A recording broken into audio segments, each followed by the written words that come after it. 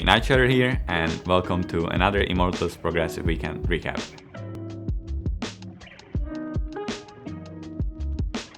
Last weekend we went 1-1, kind of disappointing.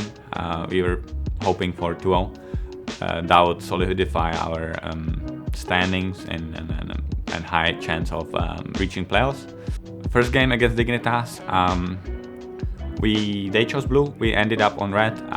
We had to ban a lot of the OPs, so the draft got into a scenario where we picked Draven. They first picked Viego. We had the option to counter the Viego. We chose to go for Lee Sin, and they drafted for scaling, very easy execution comp, what I sort of call an NA comp. We had early game advantage, and our sort of plan was on stacking the drakes, playing around the drakes, getting the leads, getting the heralds, and then forcing a fight around Drake. Sadly, fourth Drake, we lost our minds completely, and we just went on Silas. We missed every spell possible.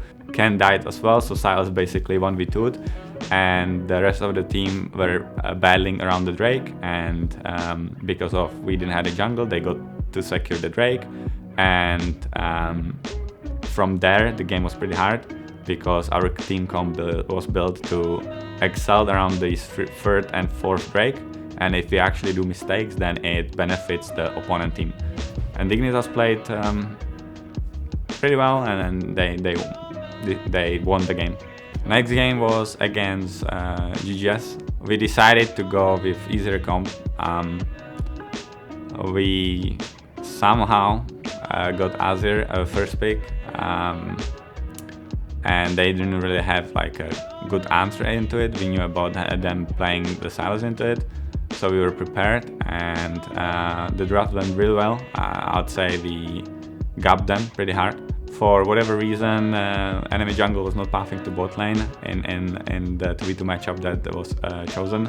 So our bot lane could breathe. They even got lead, and from there we could be controlling the game very easily.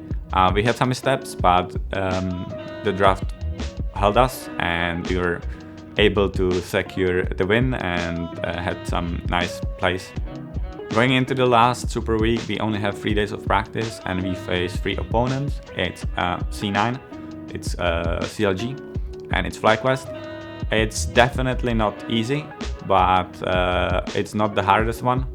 So we're hoping to get some wins and get into playoff on our own. Thank you guys for watching the Immortals Progressive Weekend recap, and see you next week.